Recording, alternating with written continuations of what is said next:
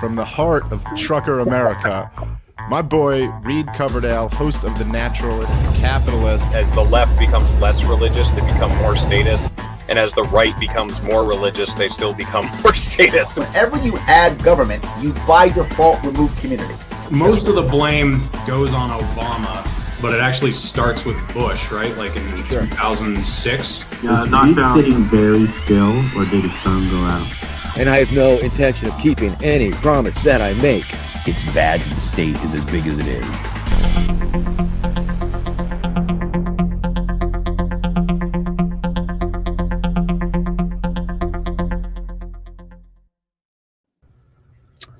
Hello, guys. Thank you for watching. This is episode 102, and today I've got Brian Nichols on the show with me. How's it going today, Brian?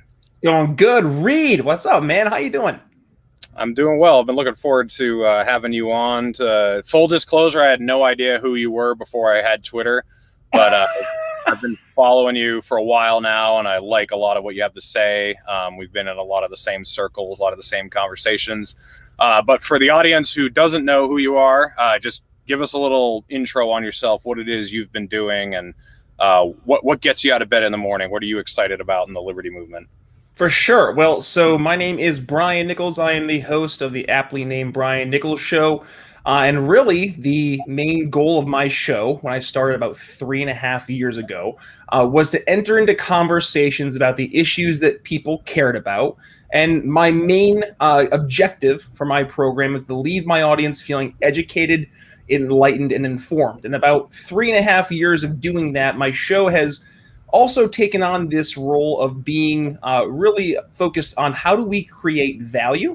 My day job, I'm a sales executive in the greater telecommunications and cybersecurity industry. So this is my day job. I live the life of sales. And one thing that was very obvious from my entering into the greater liberty movement back around 3.5 years ago was that, yes, we need some professionalism in terms of actually approaching sales, because right now we really haven't had much of a strong sales arm. We've been very, very focused on the philosophy and the ideology, which is great, but when it comes to actually communicating that to real people, reaching them where they're at, we have woefully dropped the ball. So what gets me out of bed in the morning is figuring out ways that we can take these sometimes very difficult to understand ideas and break them down in simple, easy to understand ways that your average person will say, oh, tell me more. I want to learn more. And that's where I think we're going to find the most success versus just being the angry people, telling people what they need to be concerned about and how important our ideas are. Yeah, it's interesting. Libertarians, once they become libertarians, they kind of become obsessed with theory and debate and just talking about these ideas. And you forget that the way you became a libertarian was probably through one or two issues that the libertarians really agreed with you on, and you were like, whoa, okay, that idea is interesting, and I want to hear more about it, and I want to hear about the rest of the platform. They didn't bring you Anatomy of the State and throw it in front of you and say, read that, and you'll be a libertarian in no time, Sonny. You know, it's what we had in common already that made you interested in the first place, right? Yeah, I mean, this is back to my day job, right? So we present case studies. Every single organization is going to have case studies of whatever their product was and some example of how it worked well. But those case studies can be multiple pages long, and your average person, if they get that in their inbox, it's going to go right to the trash folder because it's just too much. But if you're able to break down the value, whatever it is that case study brought forward, whatever problem it is that it helps solve, well, then if you can make it so that's easy to understand in one or two sentences and gets the person to say, oh, okay, I want to learn more about that. Can you tell me more? That's where that teacher role takes kind of over. And this is, I don't like to pick on Dr. Jorgensen because I think she's a fantastic lady, very intelligent lady. And honestly, she's probably one of the most libertarian candidates that we've had in quite a while. But that doesn't mean that you're an effective communicator of libertarian ideas. You have to have the ideas mattering to people based on the issues that are currently facing them in their own lives. Enter the conversation that people are already having versus telling them the conversation that they should be having. Yeah, I mean, I think Spike Cohen illustrates that a lot better than Jeff Jorgensen. because Joe Jorgensen was great for someone like me, who is already a libertarian, who wants to hear a lecture on libertarianism, but it makes you feel pretty. Yeah, exactly. I mean, but if you're someone who's not a libertarian, if you, instead of having a crowd in front of you and trying to convert them all into being great libertarians, the goal should be, okay, what are 3 issues that I can really hit home with them? Like whether it's healthcare or the lockdowns or gun rights or the wars or whatever it is. And I watched the episode you did with David Feit, and he made a very good point that he and I both operated outside of the party for a little while on Tulsi Gabbard's campaign. And that was something that she was very good at. She would reach out to people from across a wide spectrum on a few really important issues and connect with them. And then people would be like, okay, I can, I want to know more about this. We really suck at that. Like, we're really not good at that historically. We're trying, in fact, it's not that we're not just trying to turn people into libertarians. It's almost as if they don't turn into complete libertarians right away. We kind of say, whoa, we don't really want you in here because you have this weird view on healthcare or border security or whatever it is. And we try to, make our little tiny pond of ideological libertarians. And that's not an effective way to grow your group, grow your message, grow your movement. Well, and you started to touch on it. We say the people out there who have these weird ideas, actually, we're kind of the ones with the weird ideas. and when we're talking about in sales, we talk about our biggest competitor. It's not, your other competition out there. It's actually the status quo. People don't like change. And when they look at who we are nothing but change. Now, the change isn't the progressive change. It's not increasing the size of government, but still, it's a big change from where they are to where they're going to be. So part of our challenge is helping fill what we like to call in sales the reality gap. So where they are right now to how we get them to the next step, and showing that solution that we're offering is actually going to be solving the problems that they're seeing right there before them. So until we're able to do that, we're just basically going to be the guy standing on the corner just screaming at people. And that's not a successful means to establish long-lasting trust or to ask more and more questions. That's just going to get people to just turn you off, to hit the mute button. Yeah. Yeah, so I want to talk a little bit about how you ended up here, because it's sort of similar to me. I don't know too many people who were also brought into the liberty movement by Rand Paul, but that's kind of your story too. So why don't you just tell us how that happened? Yeah, I was Mr. GOP through and through. GOP household, and I was in college, GOP club president, and it was one of those things where I was like, well, this just seems like that's the natural progression for where my politics should go. And then I found in 2012, I should have been paying more attention to Ron Paul, and sadly I wasn't. But after the 2012 election, I started just to feel that something wasn't right with the GOP. The things that I was told, the things that we had saw as the real groundswell of the 2010 Tea Party wave, that kind of started to fade away. Now, there were some really great candidates that came from that 2010 Tea Party wave. You had folks like Justin Amash, Thomas Massey, Rand Paul, Mike Lee. And those folks have been doing a great job in standing and advocating for liberty. And one of them, as you mentioned, was Rand Paul. And it's funny, I didn't really put 2 and 2 together for whatever reason that Rand Paul was Ron Paul's son. I don't know why I didn't. But the real first thing that caught me was Rand Paul talking about Obama possibly using drones to go after U.S. citizens. And I'm like, that seems like that should be a red flag that we should be a little bit more concerned about, And it wasn't really being talked about. So I started to do more research into Rand, and inevitably led to a bunch of YouTube videos about his father, which led to every single libertarian YouTube rabbit hole that there's out there. And I found myself, hours turning into days, turning into weeks of figuring out that this entire world that was out there pretty much identified everything that I believed. It was something that at the point, I think I was calling it New Age Republicanism. I was like, fiscal responsibility and social acceptance. And I'm like, that's literally don't hurt people and don't take their stuff, pretty much, which at the very end of the day is the very underlying principles of what it means to be a libertarian. So as I started to pay more attention to Rand, and then we started getting closer to the 2015 primaries, And then I said, oh my gosh, this is a great opportunity to get this to me, this new idea to a more national stage. And I was kind of playing catch up in terms of not realizing how little libertarians had in terms of traction in the GOP from getting a real presidential candidate to be a threat to the original, establishments out there, the Bushes, the Rubios of the world. So that was kind of the big slap in the face of, oh, maybe the GOP is not the best means for this national platform for liberty.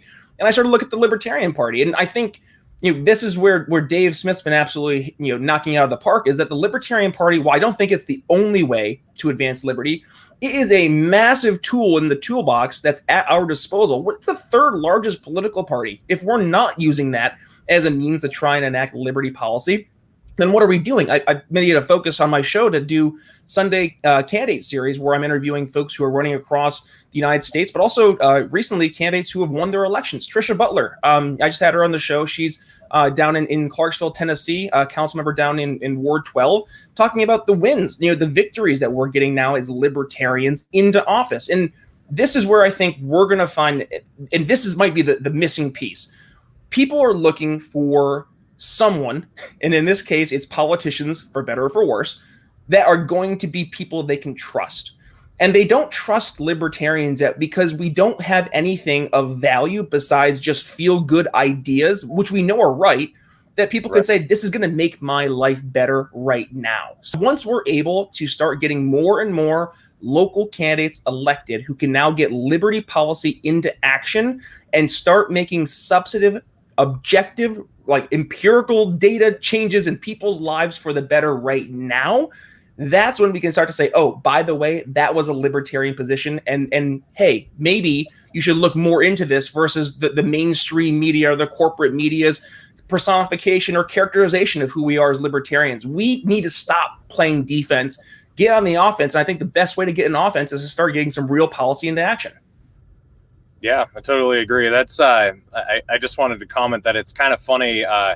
The filibuster of John Brennan's nomination is also what caught my attention about Rand Paul in 2014. So, I mean, that's and then after finding out about him, I went back and watched Ron Paul's videos because just like you, I knew who he was. Same thing, yeah. That's really funny. That's very similar. But yeah, you're totally right about I was talking about this on Part of the Problem. It's theory versus reality.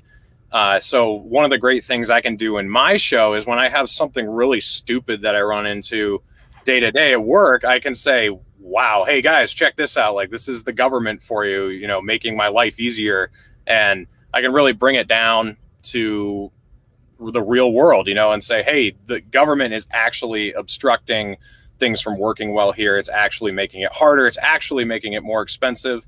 All this talk about how we need the government to do more to make our lives easier. They're already doing plenty, believe me.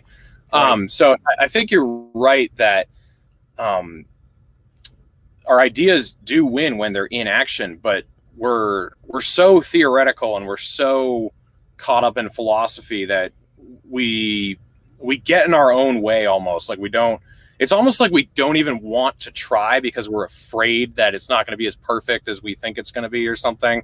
I don't really know what it is, but there's like this allergy to action from libertarians that kept me away from the Libertarian Party for a long time, because I did vote for Gary Johnson, but after that election, I was like, okay, these guys aren't serious. And I kind of kept my eye on the party the last few years, and just, I liked Larry Sharp. There were a couple guys who were doing stuff that was cool, but for the most part, it didn't seem like a vessel for doing anything. And then things were so bad in 2020 that I was like, okay, I don't care. I have to get involved with this because we're in deep trouble. And really, since the election, like the last several months, I've really seen a change. Like, people actually want to do stuff in the Libertarian Party now. They actually want to win. They actually want to make changes. Have you seen that too? Has it been a very recent phenomenon? Was I too judgmental from the outside, or is this actually like a new development that's happening finally? I want to say it's a new development, Reed, necessarily, but it's definitely been one that has started to really snowball for the better. Before, it used to be maybe you'd have 1, 2, if you were lucky, 3 elections nationally that were like actually in play, and we would get some elected officials across the board here and there, but otherwise it was more of just trying to maintain ballot access. Now Gary Johnson and Bill Weld, those were votes. That wasn't anything from actually getting people into office to get policy implemented.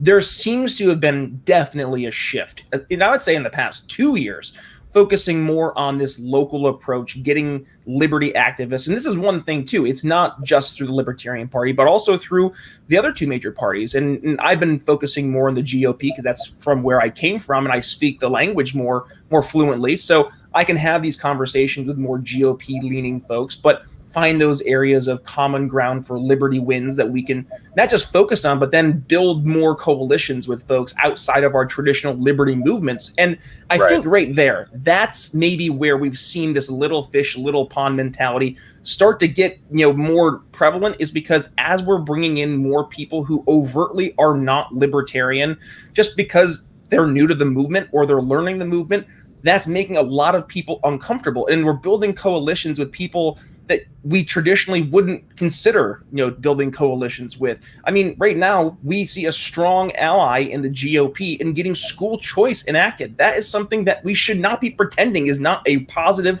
thing for liberty. Like, school choice could easily be one of the biggest wins to helping change our educational system for the better. And that's a thing we can work on right now objectively with Republicans as a good thing. What we just saw, as we're recording today, with the Chauvin trial finding him guilty, like, criminal justice reform is an open area for Democrats to have a conversation with us. Now, it doesn't have to go down to a conversation about abolishing the police, but you're entering into a conversation with somebody who is going to be more open to your ideas if you're entering into the conversation that they're already having a conversation about. And that's, I think, maybe where we've missed too much, is that libertarians in this small pond, they have their core issues that are like the big issues to them, and they don't understand why everybody else out there doesn't also think that those issues matter to them as much as it matters to them. And they want them to pay attention to the issues as much as they do. And if you don't, well, then there must be something wrong with you. And that's where we see these names get tossed out: racist, homophobe, sexist, transphobe, go down the list. And it's so annoying, because this is not how we're going to be able to advance liberty.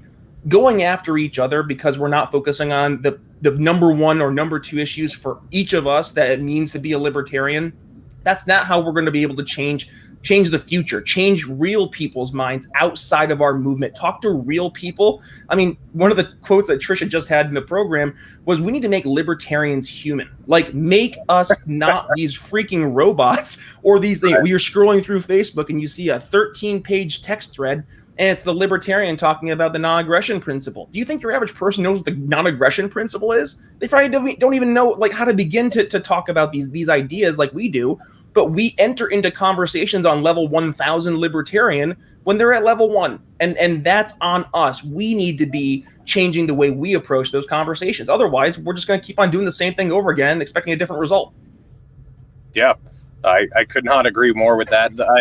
I also think what's interesting is that trying to build coalitions with people that you might agree with a couple issues on is somehow looked at as treason, and so libertarians are typically fine. Like, oh, if you want to work with Mike Lee, or if you want to work with Tulsi Gabbard, like, those people are okay.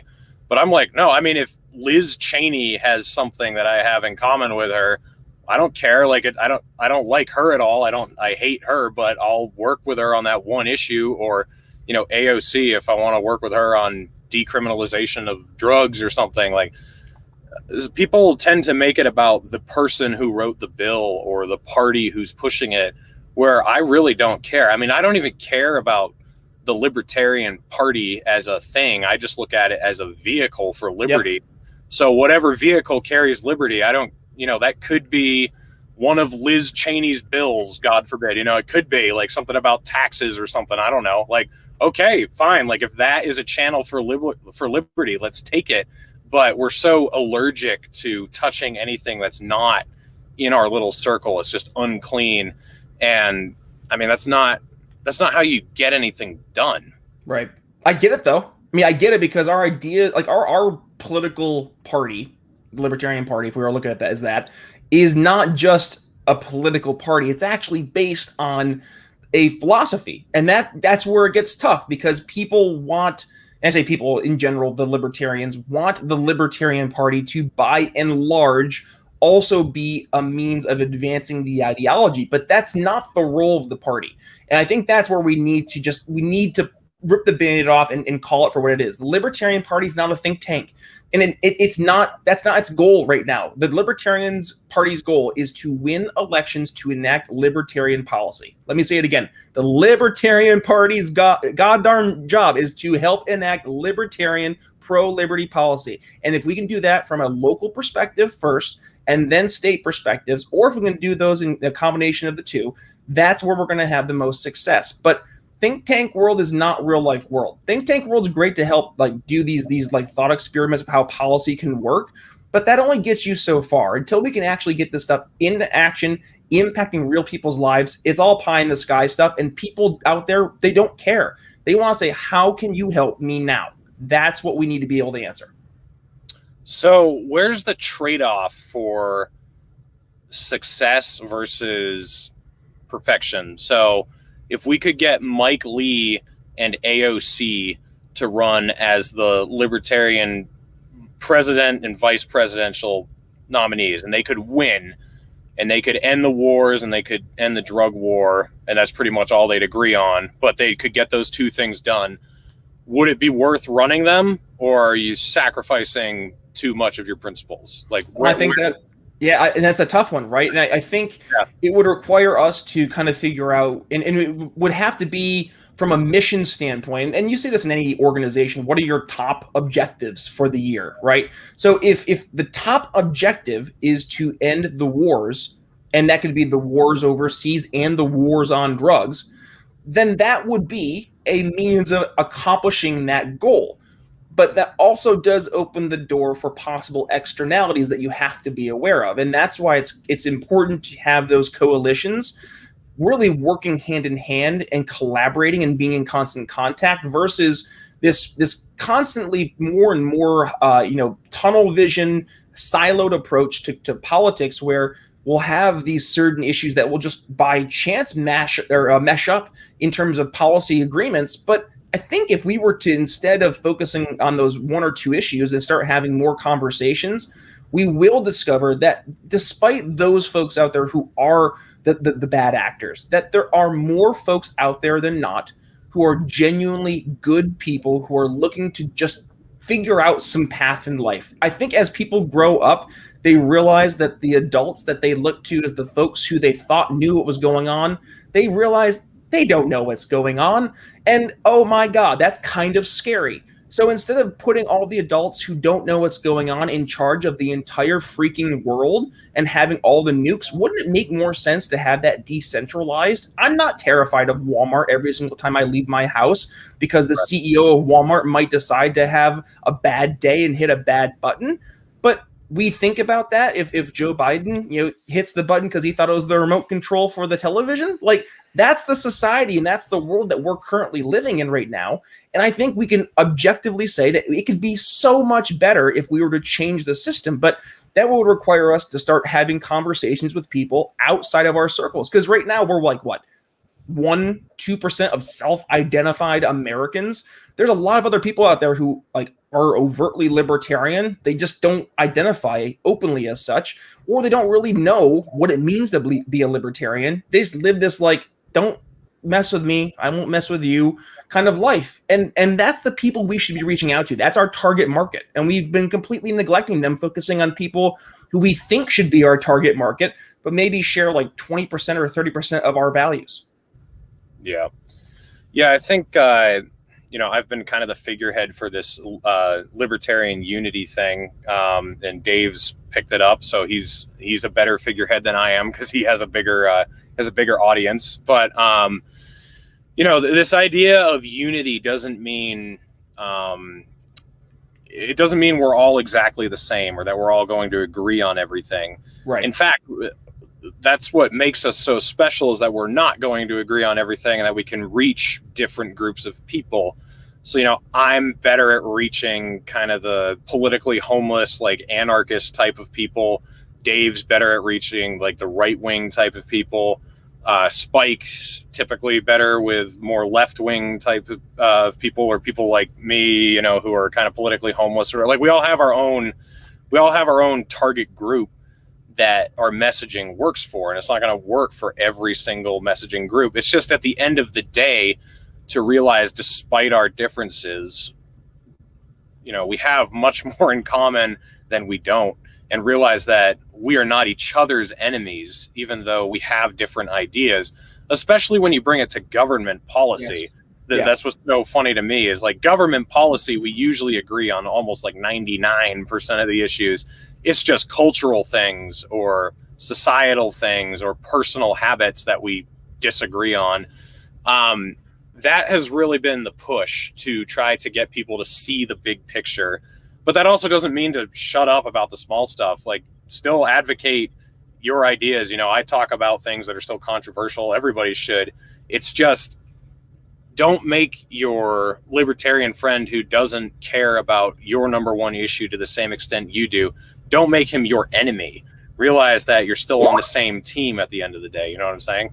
Yeah, and also, and this goes to what we're promoting as the product, right? I use this analogy over on a friend of the show, Mark Claire's program. We were talking about how when you go to Walmart, right, and you're looking, you're thirsty, and you're at that, the back area next to the AutoZone part of the store, and there's like, you're right next to the bathroom, so it smells like urinal cakes, and you're like, oh, there's only one soda machine, and what is it? RC Cola, right? You're going to have the RC Cola because you're super thirsty, but is it what you really want? No, but guess what? If you go onto Facebook and you look up right now RC Cola fan groups, there are groups out there with tens of thousands of people who are diehard RC Cola fans. Now, there's a reason that RC Cola isn't the most sold cola out there, probably because it's not the best tasting. But to those people that it tastes the best, they truly believe it. But if they were to tell Coca-Cola and Pepsi fans that they were wrong for thinking that their sodas were the best and that RC Cola's wasn't, do you think it's going to change any minds? No, but that's where like having like the blind taste tests and getting people to start questioning their own preconceived notions, that's where we start to change some more minds. But you go into that by having an actual open faith conversation and actually having a dialogue and asking questions, listening. And that's where maybe we fail way too often. We have a lot to say, right? Like libertarians, we know so much, and we want people to know about this awesome new idea that a lot of us had stumbled across over the past 5, 10, 15, 20 years, because it probably changed our life, and we want to change other people's lives. But remember, where you're meeting somebody in their current state, you might be catching them quite literally on the worst day of their life.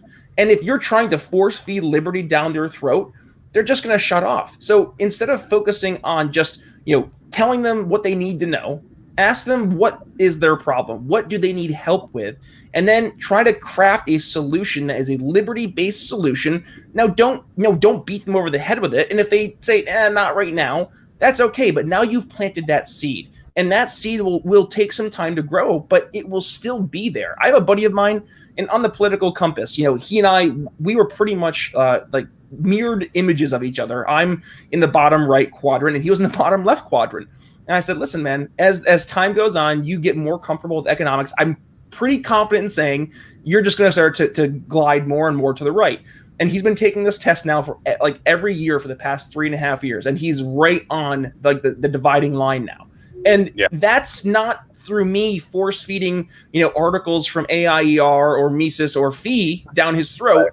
It's through me having conversations with him, identifying problems that he's seeing out there, and him realizing himself more often than not that the problems he's identifying are caused by government, and the solutions that are often being presented have caused more problems than they're actually fixing. And I don't have to tell him that. He's realizing it for himself.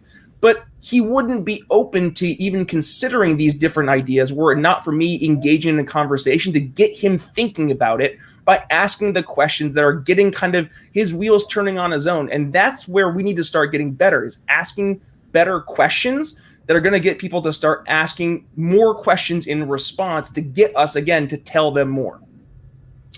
Yeah, it's funny. 4 years ago, when I voted Libertarian for the first time, I was definitely not a Libertarian. I was anti-war.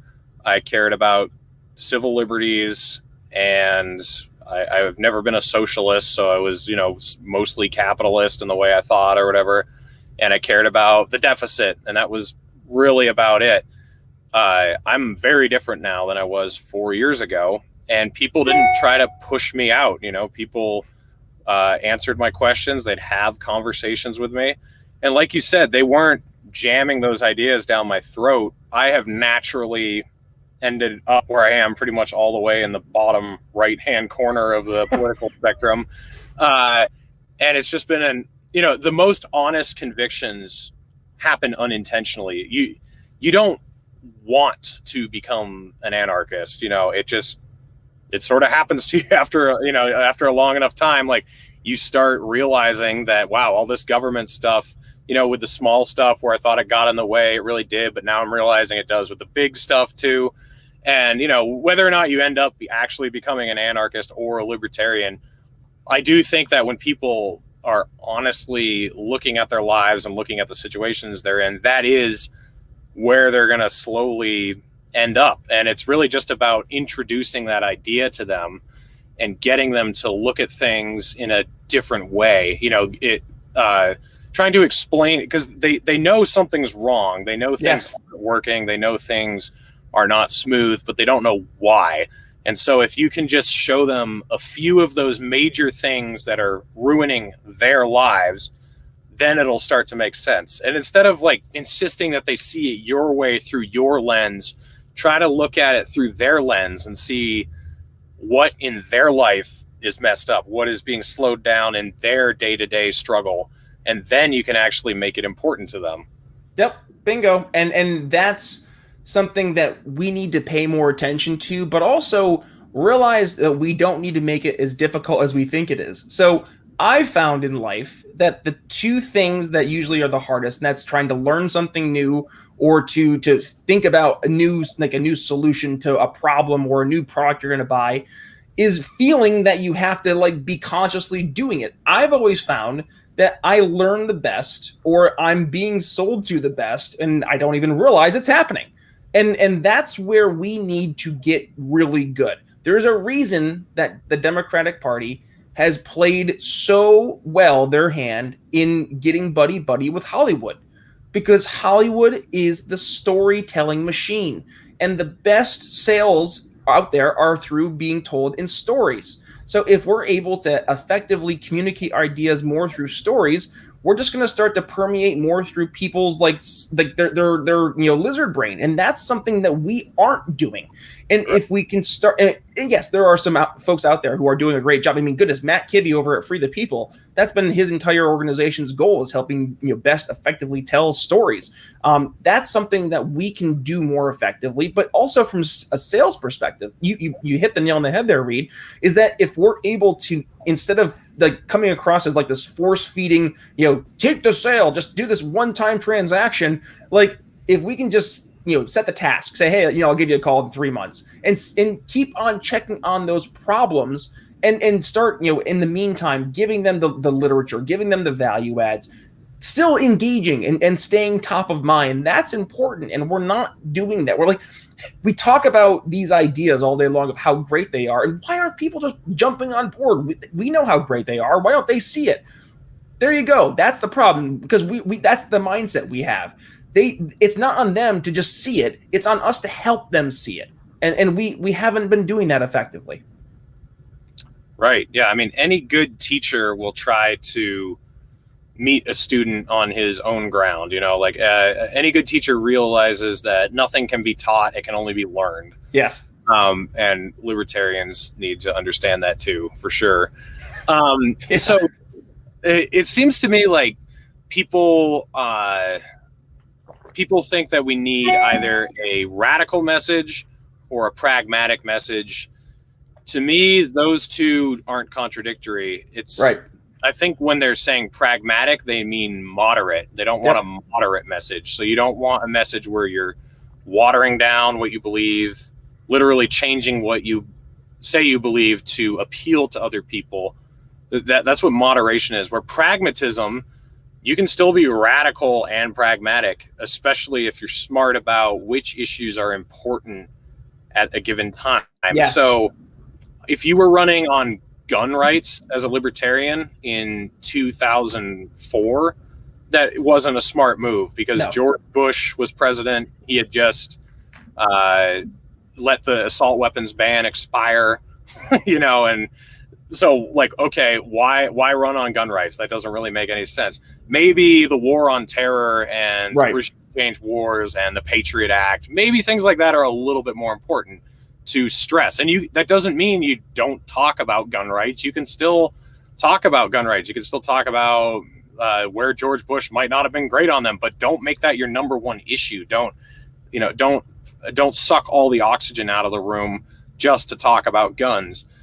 So nowadays, those things would be like corporate bailouts, lockdowns, surveillance. That's starting to trickle into our medical field and getting a little scary with Orwellian ideas coming out. So be smart about what is happening around you and what you're going to platform as your number one, number two, number three issue. And they might, they'll change locationally, like what's going on in New York might not be the same as Wyoming, but in general, you want to appeal to the public by showing them what's important to you. And if you have issues that are already important to you, that are important to them too, you're not watering down your message or lying to really push on those things.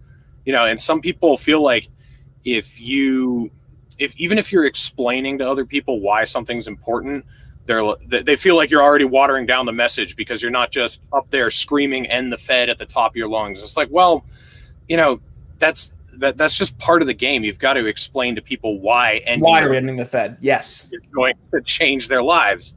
I mean, there's just this weird disconnect that I've been trying to sew back together and say, guys, there is no disconnect here. You can do both. Like pragmatism and radicalism go together. They're smart matches. Yeah, well, I think part of it too is the changing of words and what words used to mean. So pragmatic to us, right? I mean, pragmatic means pragmatic, like being tactful, being smart in how you're using your words. Whereas, to your point, it's changed more to be squishy and moderate. And honestly, it's kind of Gary's fault. I mean, saying that a libertarian is someone who's socially liberal and fiscally conservative, no, that's not what it means. And that was changing the terms of what it means to be a libertarian, and that was moderating our position, not being pragmatic and being able to effectively communicate our ideas. Now, a better answer would have been a libertarian is someone who believes in not hurting someone and not taking their stuff. That is a pragmatic approach to delivering a libertarian message to an audience who maybe doesn't know what it means to be a libertarian. And it's something that's easy to understand while sticking true to our principles. You don't have to go through and start talking about the non-aggression principle in property rights. Yes, that's what we can talk about as what it means to be a libertarian to us, right? Because that's our language. But to a person who's brand new to liberty, that's not their language. That would just be complete white noise to them. So why would we even start the conversation at that level? Let's break it down to the most easy to understand way so they can take it away and say, okay. And now when a friend of mine says, who's this person running the third party candidate, Joe who? Oh, Joe Jorgensen. She's a libertarian candidate. They believe in don't hurting people and don't taking their stuff. Terrible English, right? But that is when we start to change people's minds from a marketing perspective, because then our messages become easier to resonate on their own. We make it harder for ourselves when our ideas are like 13 pages long in order to be able to be communicated. That's not a way to get anybody to sit down and pay more attention. It goes back to the case study example, right? So if we can make these ideas easy to understand and make it so it's easy to communicate, that will also just help us naturally from a marketing perspective, because then people will be more apt to be able to share ideas. And here's the other part too. People aren't willing to really engage and share unless they're willing to, or they feel comfortable to be able to explain and defend that is what they are sharing. So if we're making our messages super difficult for people to like effectively share, and then when somebody asks them, can you tell me what that means? And they're like, I don't know. That's a big red flag. And that's where we need to also get better as well. Yeah, I was on the safety committee where I used to work, and the safety officer would put these, they were called toolbox talks. They were just safety briefings we were supposed to have at the beginning of each week, and every crew was supposed to read them.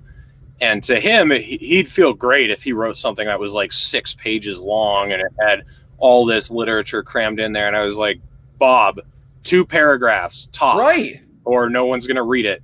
Like they're not going to, and they're not going to be interested. And what if it's important? Like, what if it's like a really important safety thing that people need to pay attention to? I mean, it's almost like Boy Who Cried Wolf. It's just Boy Who presented 13 case studies. Like, it's the same thing. Yeah. Yeah, something you touched on earlier that I wanted to get into was how we're bringing people into the party, and there's a lot of there are a lot of people who are claiming that this is entryism, like trying to bring people in to change what the message is and overtake the Libertarian Party. And all these accusations are coming from people who really aren't doing anything. I'm just, from my perspective, and I've been watching for a while, most of these people don't do much. They don't have much of a following. They're not really that impressive, and they're upset at people who kind of are impressive and are changing minds and they are bringing people in. I think it's mostly just petty jealousy. Do you think that's what it is? Basically? Oh, 1,000%. It's little fish in little pond, and getting afraid that those positions that mean so much to them are all of a sudden going to be taken away. Here, oh my God, this is the perfect example. And I've used this example of little fish in little pond, but all of a sudden it just hit me. So I'm a huge fan of The Office, one of my favorite TV shows ever. And when Charles Minor comes in as the new boss, and Jim wore his tux to the office that day to play a prank on Dwight. And Jim realizes that Charles is there for the first time ever, and Charles is like a VP of the organization. And he's like, Michael, I thought you should have let me know that he was going to be here today. And Michael's like, what are you talking about? You look like $1 million, man. You're fine. So then Jim's like, I gotta go talk to Charles and kind of like explain why I'm wearing a tux.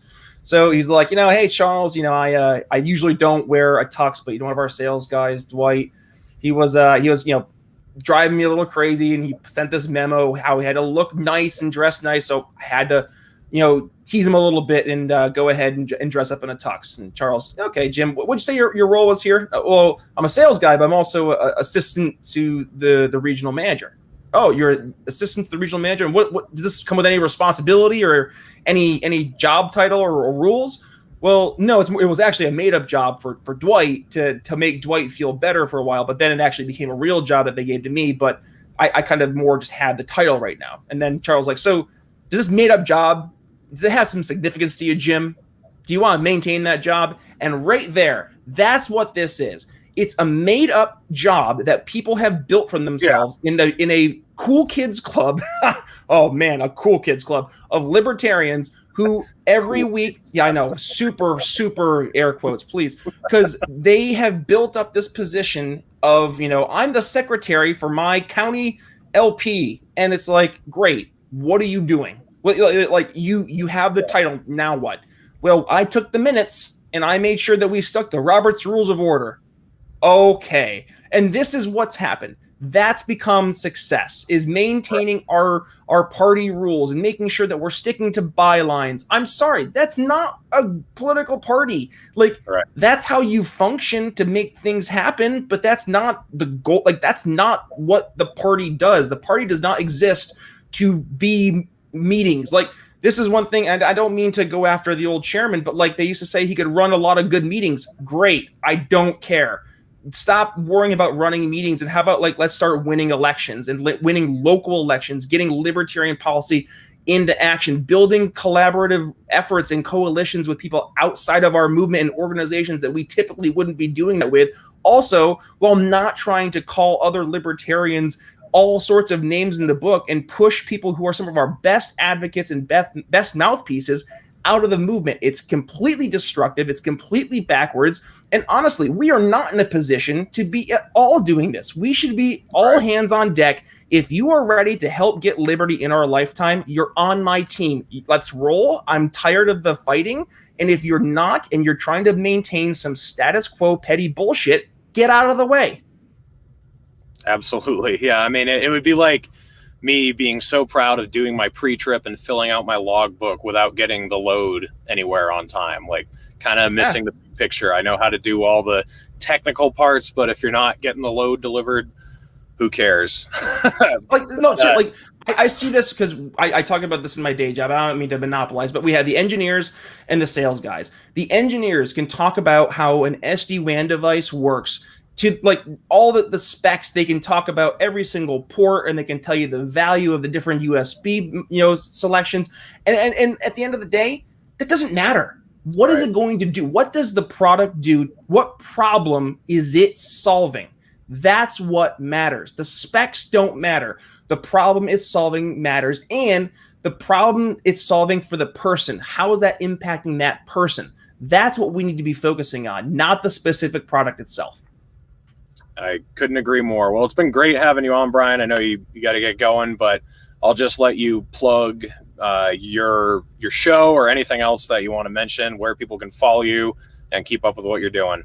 For sure. Well, hey, Reed, first and foremost, thank you for having me on the program, and thank you for the Liberty Unity approach. This has been something that has been a long time coming. Listening to you, Jeremy, David. I just had Trent Ortner on the program from the Redacted Caucus, who's been doing a lot of work trying to focus on getting some more Liberty Unity as well. And candidly, listening to folks out there who have been trying to raise up these issues over the past few years, know that the efforts have not gone without any real fruition coming, because now we're starting to see we're making a change.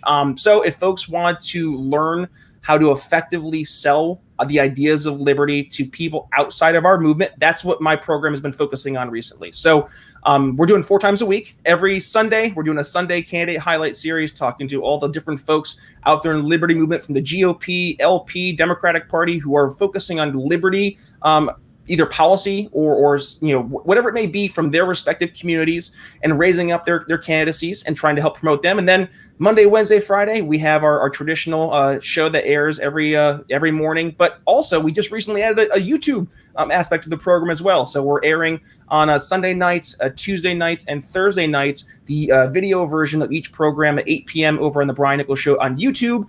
And we just relaunched our brand new Patreon. So if folks are interested in joining the Patreon, every single $5 sign up gets one of these fantastic "Don't Hurt People and Don't Take People's Stuff" bumper sticker. And also we have a bunch of different levels as well, helping with sales training, ebooks, all that kind of fun stuff that can be coming out on the Patreon. And then for social media, you can follow me on Twitter, Facebook, minds.com, and parlor.com at @BNicholsLiberty. But Reed, again, thank you so much for what you're doing. And this is how we're going to win the future, man. These conversations, building these bridges, and talking to more folks, and helping them realize that we're not just the folks out there who like to argue online. We're actually human, and we actually care. Yeah, at least some of us are. So, yeah, thank you for watching, everybody. If you haven't, please subscribe to the channel. Thursday, I'll be having Neocon Remover on. I'll be going on Josh Smith's show, Break the Cycle, on Sunday. Then I'll be having him on my show. And then I'll be going on Liberty Lockdown on Tuesday. And then I'll be having Tom Woods on Thursday. So stay tuned for those. Thank you for watching.